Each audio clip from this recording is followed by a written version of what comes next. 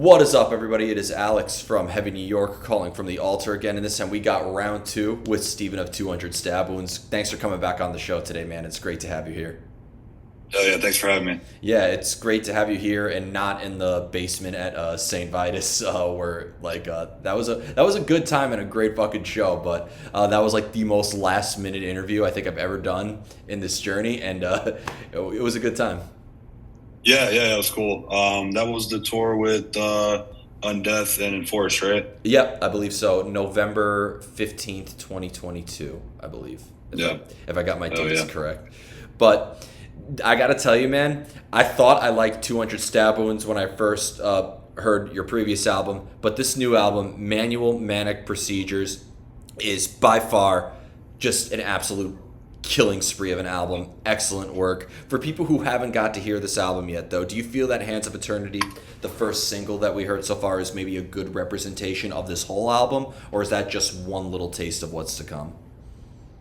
Um, yeah, I mean, for the most part, it's definitely a good representation. But I was talking to someone about this a couple of days ago that it was a good first single to put out because it's obviously it kind of throws people for a loop because it starts off with it has an acoustic intro and a lot of people thought, well, not a lot of people, but some people thought that it was instrumental, period, because the vocals didn't come in for, what was it, almost 2 minutes or some shit like that. So, yes, I mean, it's definitely a good representation, but also, it'll throw people for a loop because of those reasons, because the whole album's not like that, it has stuff like that in there, sprinkled in throughout the whole thing. I mean, you've heard it. So it has like a mix between that type of stuff and, experimentation with kind of melodic, not too melodic, but melodic stuff. And then, classic shit that we do, just straightforward, heavy, meathead riffs. So it's a mix of all of it, but it was definitely a good first choice to put out, just kind of give people a little bit of a flavor of maybe what's going on in the records. So yeah, I think it's a good first single. Hands of Eternity, the first thing that I thought of was a Good Morning Black Friday from Megadeth, which it kind of had that sort of like vibe behind it. What's funny is, if you like watch like people's like reaction to it, at first there was like some people wondering, oh my god, are they taking sort of like the blood incantation route in a way with their experimental process? But I think by having some of the melodies in there, I think it has all the brutality of the previous album of Slave to the Scalpel. But I do think that this does throw a lot of new tricks. Was this like a vision or a preconceived idea to like take some of the more experimental and melodic approaches, or did it just kind of turn out that way? Yeah, it just kind of turned out that way. I mean, there's never like a plan on the way we write our stuff, and not to say that that won't ever happen, but with pretty much everything we've done so far, it's just kind of whatever happens in that moment that we may be working on something. So with that song in particular, that was one of the only songs that I had completed totally 100% before we went to the studio.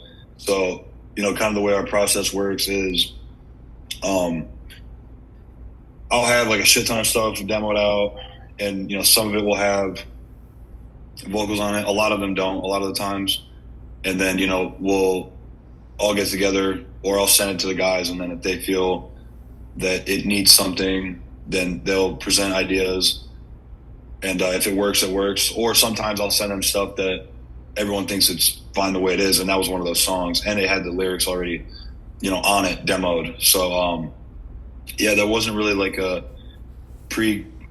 existing plan to make it melodic. Well, it's not really melodic, but like the whole acoustic thing and more of the melodies that are in there existing.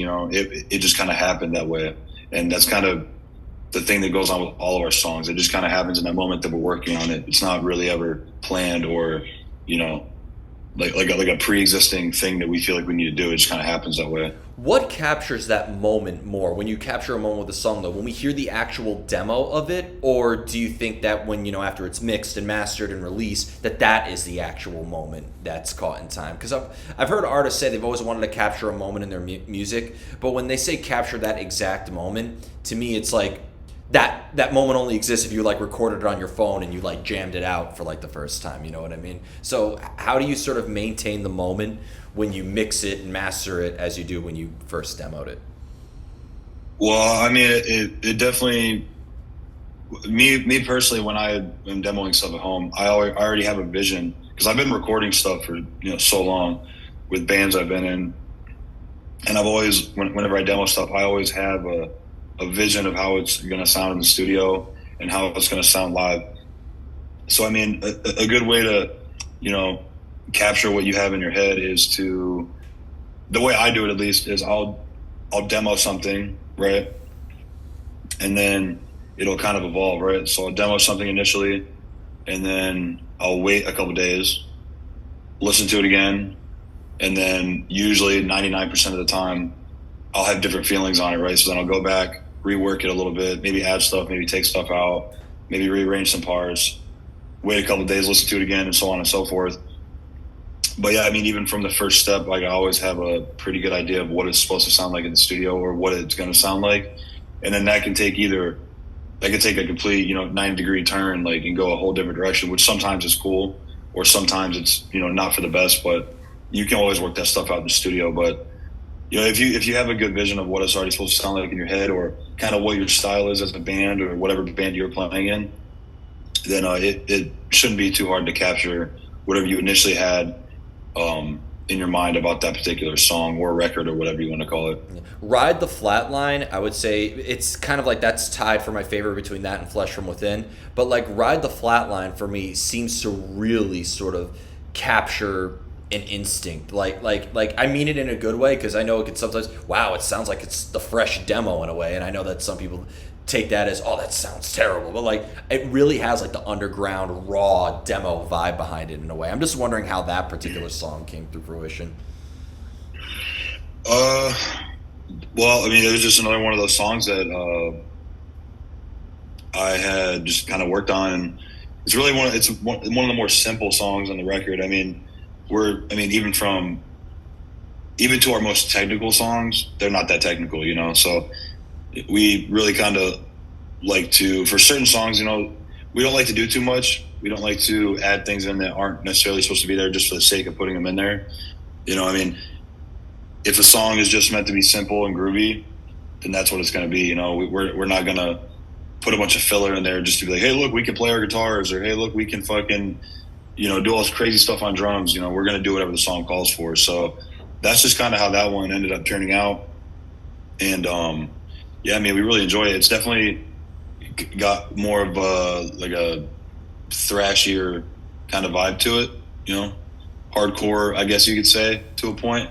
Yeah. But yeah, I mean, it was just one of those songs where I had worked on it, and it was also one of those songs that didn't have lyrics until we got into the studio to record it, which was a lot of the songs on this record. But yeah, I mean, it was just one of those songs that I'd show the dudes, and they were like, "No, I think it's good the way it is," and I was like, "Oh, you sure?" Yeah, it's good. So it's kind of, that's how, what you hear on the record is how it was demoed out at my house.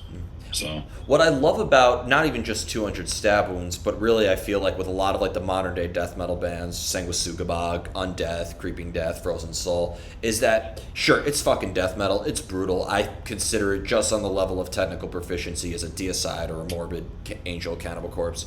But there's something so punk rock about all of you guys as well. There's something like, and not to discredit the veterans of death metal, but I don't really think, even if they were taking inspiration, I don't really see too many instances of like, and I could be wrong, maybe just because I've seen them much later into their career because they're much older than us, but I feel like Obituary or Morbid Angel, the whole early death metal scene was within their own scene, and then it broadened out. But I almost feel like 200 or Frozen Soul, etc., like, you're playing with hardcore bands, you're playing with punk bands, you're playing with a lot of hardcore, like in crossover bands and whatnot. So it seems like, is it me, or like it doesn't seem like that there's a death metal scene in itself? It seems like it's just sort of like a scene in its own right. I mean, there's definitely a death metal scene. I just think the only difference is, and there's scenes with everything, right? There's scenes with, and I'm not like too big of a fan on like subgenres and all that. And I know like hardcore and death metal are obviously way different things, and I just mean subgenres within death metal, period, right? But as far, or metal, I guess I should say, but there's definitely a death metal scene. You know, there's definitely death metal bands, and there's like a circle of those bands. You know, not even really necessarily in one state, but throughout the country. You know, but us in particular, and I know there's a bunch of other bands that do it too, but there's also bands that don't do it. But us in particular, we just don't really have any boundaries on what, you know, who we'll perform with. I mean, I was just talking about this yesterday. We did a tour of Guar, you know, and that's two different sides of the spectrum musically, but it worked, you know, and the tour went really, really well. And, you know, that was one of our things with that tour was, are people even going to like us? And they did, you know. And obviously we know the hardcore kids are going to like us, you know, because we come from hardcore. So we are like, that's already kind of sprinkled within our music. And, I mean, I remember being 13, 14 at hardcore shows, and a thrash band would come and play, or a death metal band would come and play, and I would just be fucking mind blown because, you know, hardcore is more built around simplicity and grooves and, you know, all that type of stuff. So I definitely feel that when we play like a hardcore festival or we play a hardcore show, and some will go over better than others, you know. I mean, we played LDB in Kentucky like 3 years ago, and it was amazing at that point, especially because we were only, I mean, strictly, we were only playing like shows to, you know, maybe 100 to 200 cap rooms, you know. So to play a show that big, and that was with only strictly death metal bands. So to play LDB at like in front of a huge crowd, and it's basically strictly hardcore fest, you know, it was amazing. So we'll do all that type of stuff, you know. And we've done a couple shows of Painted Truth, and that always goes over well too, you know. So we just don't have any limits on who we'll play with or where we'll play, as long as we're playing the songs, you know. But I've seen you play at St. Vitus before, where, you know, there's no barricade and it's very interactive and intimate. But I just saw you guys on the Cattle Decapitation Dark Funeral Decibel tour at Irving Plaza. Fantastic performance. But it was a different experience in that regard. There's a barricade. I was watching you guys from much farther away. So depending on like the type of venue that you're playing to, does that create a completely different 200 Stab Wounds experience? 100%. You know, and I mean, it's also depending on, and it's very true, and a lot of people won't a lot of people will understand this, I guess, but I guess it's also dependent on where you're playing to, you know, because we always prefer the, you know, obviously the smaller packed out clubs and shit. And, you know, a perfect example is one of our favorite places to play is in Toronto. And we just played there on this tour we just got home from. And it was a big room, right? Barricade, all that stuff. But it was an amazing show. So it depends on the venue, the setting of the venue, and the crowd where you're playing, you know, because there's certain cities we'll play where, you know, obviously, you know, the crowd, like the draw is still really good. There's a lot of people there at the show, but the reaction might not be the same. And that we feed off of that, you know. So you can definitely tell when we're having fun or when we're having a lot of fun. You know what I mean? So it for us, it more so depends on the crowd than the venue, but obviously we prefer the smaller clubs, even though it is nice to play those big rooms. It's fun, and it's cool to do that type of stuff because you're getting a bigger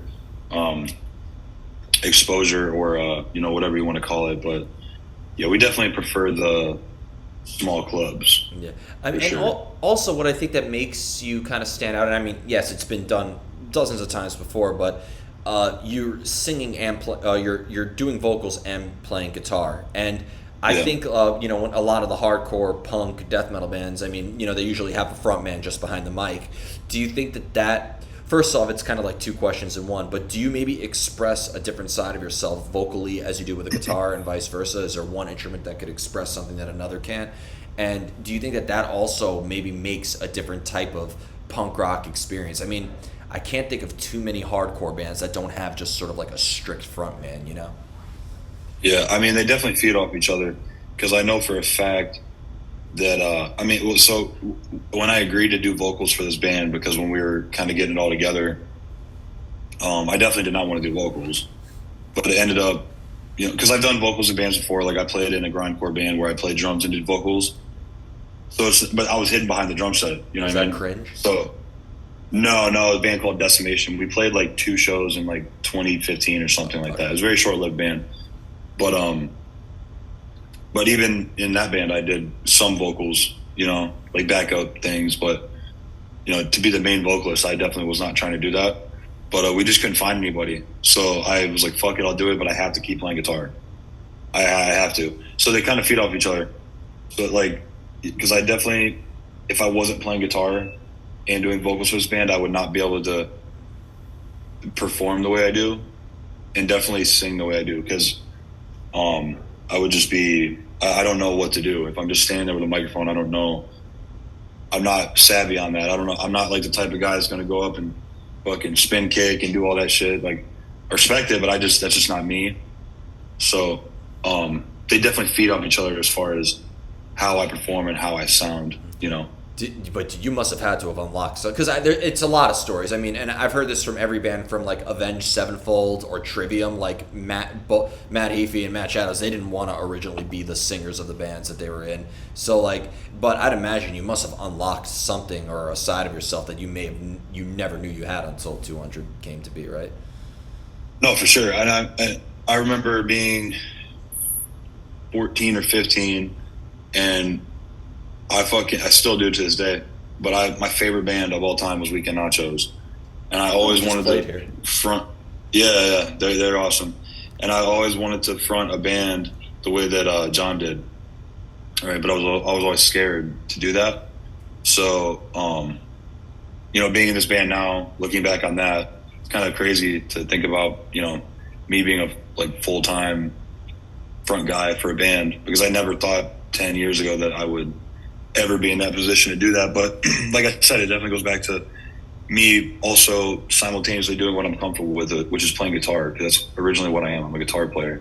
So yeah, it's kind of funny looking back on it now, but I definitely unlocked that part, within these past couple of years of playing live with this band and recording and doing all that stuff.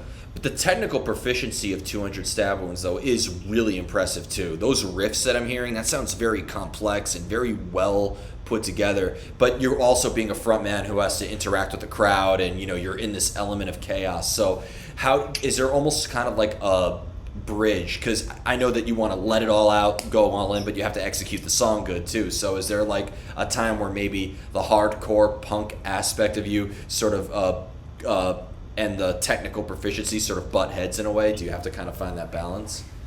I mean, there's definitely nice, and also that more so happens when you're at the beginning of a tour, because I mean, we'll get together because we all live in different places now, so we'll all fly in and rehearse for like 3 or 4 or 5 days before a tour, and obviously rehearsal, we're not fucking going crazy and headbanging and doing all that shit. We're sitting down and rehearsing the songs and the set list and the way we should put it together.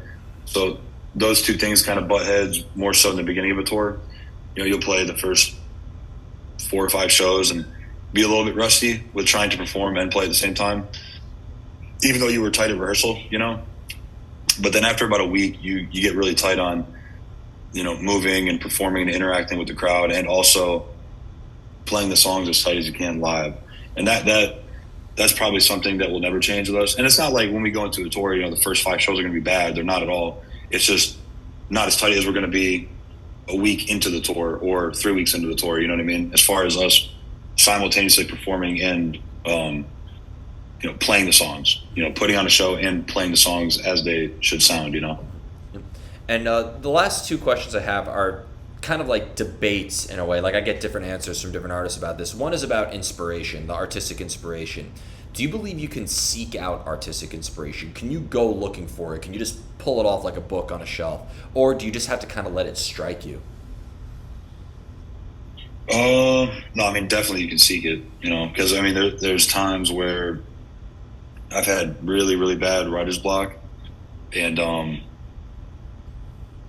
just maybe watch certain things that will spark an idea, and I do that intentionally sometimes, but sometimes it will just come to me, but if I have this riff that I kind of like, but I don't know really quite what to do with it, I'll just fucking stop and I'll go listen to all my favorite records, or I'll maybe go on a hunt for new bands.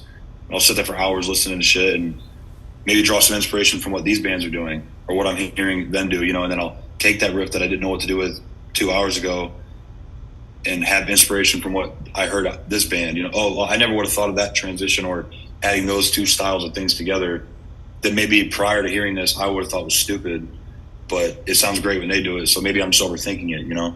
So you can definitely seek it out, but it also depends on the person. Everyone thinks differently. Everyone's mind works differently, but you can definitely seek it out, and it also comes naturally. So it kind of just depends on where you're at in that moment.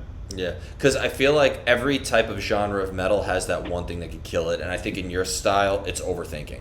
Overthinking, I think, is the worst thing you could do. There are some styles of music where different obstacles are in it. Like I think with a symphonic metal band, it's just like lack of technical proficiency. One slight key off will fuck up the whole thing, and there's no like.